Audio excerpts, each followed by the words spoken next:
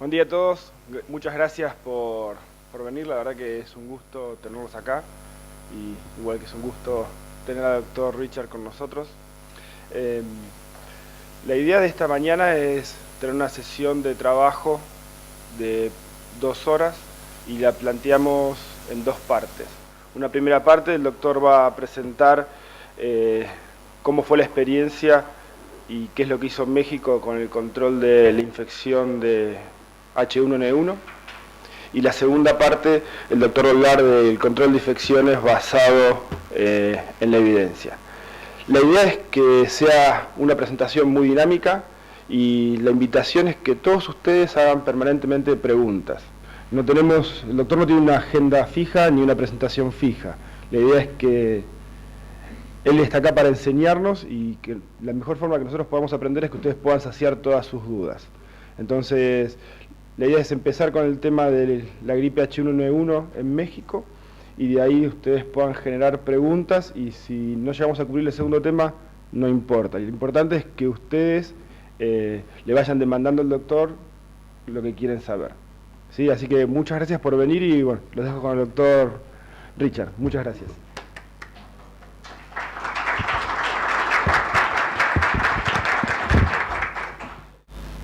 Buenos días, muchas gracias para la invitación a venir a Argentina. Lo siento que no hablo solamente en español, pero mi vocabulario es muy pequeño y no es interesante, entonces hablaré en inglés. Realmente es un placer para mí regresar a Argentina. Y en cualquier momento para discutir, para hablar de control de infecciones es un buen momento para mí. Entonces quiero hablarles acerca de H1N1 en México. Yo estuve allí en la medio de la epidemia que se inició en abril y que siguió hasta el final de mayo, y yo estuve ahí a principios de mayo, así que era en el seno de la epidemia. No sé si hay algún puntero, me gustaría poder tener algún puntero. Entonces lo primero que les voy a decir es que en mi vuelo de Atlanta, Georgia,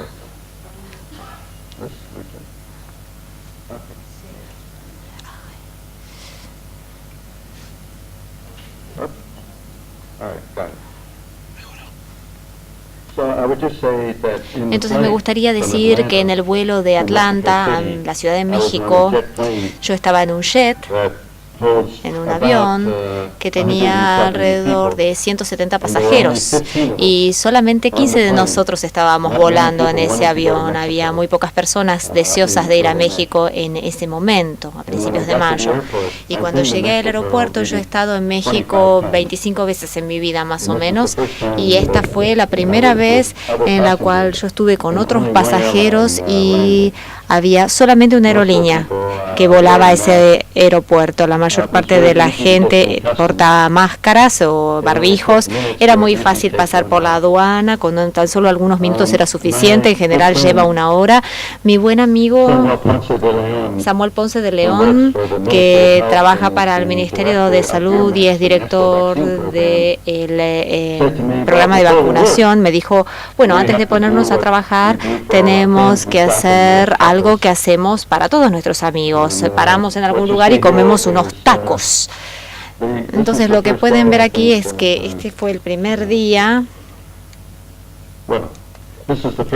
Este fue el primer día en el cual se abrieron los restaurantes, y aquí pueden ver las 2 señoras con el barbijo, una que la lleva debajo de la nariz y la otra lleva el barbijo debajo del mentón.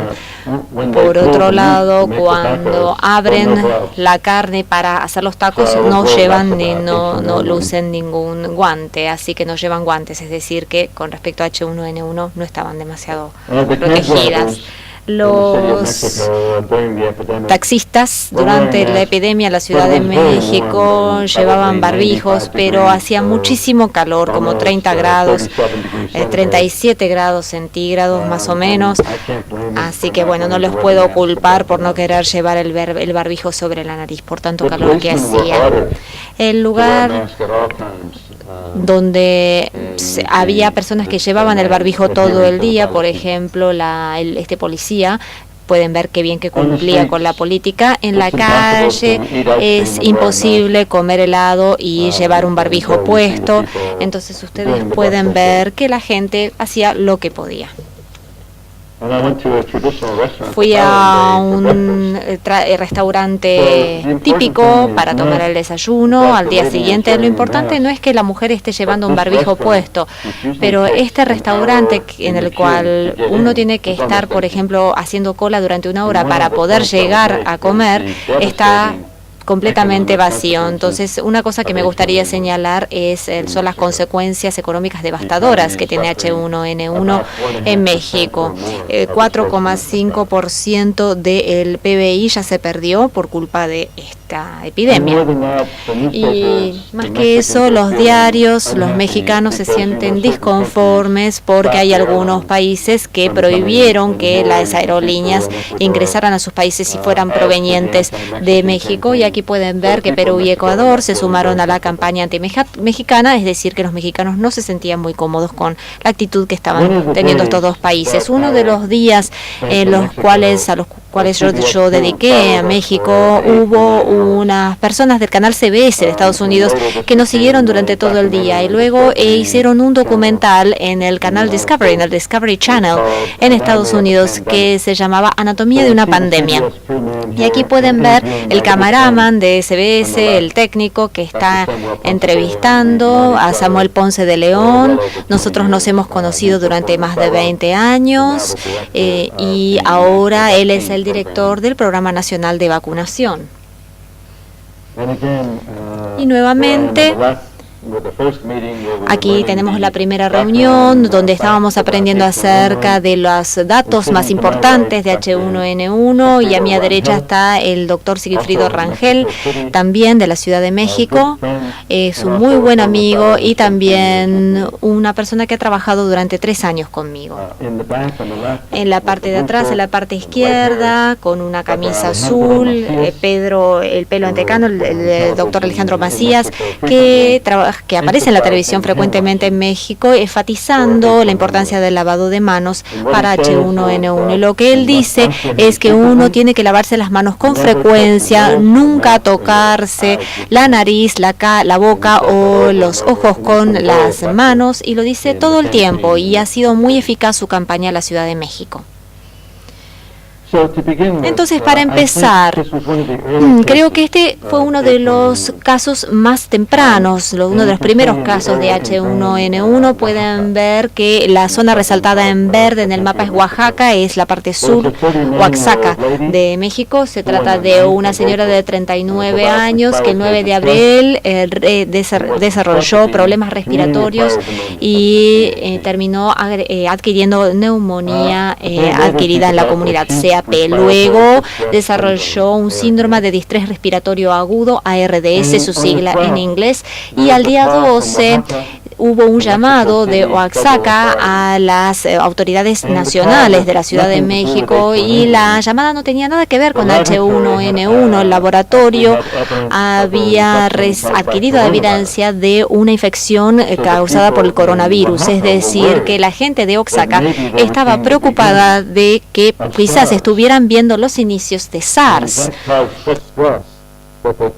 Eso causó tanta alteración que llamaron a las autoridades nacionales de la Ciudad de México. El 13 de abril, el paciente murió de insuficiencia cardiorrespiratoria, pero se envió un aislamiento a la Ciudad de México para su análisis.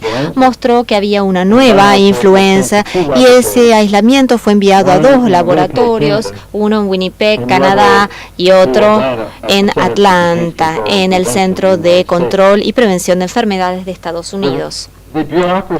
La burocracia con nuestro país y los CDCs, estos centros de control de enfermedades, es muy grande. Es decir, que el laboratorio de Winnipeg logró aislar el virus con mayor velocidad porque no siguieron los protocolos. Es decir, que fueron los primeros en aislar H1N1.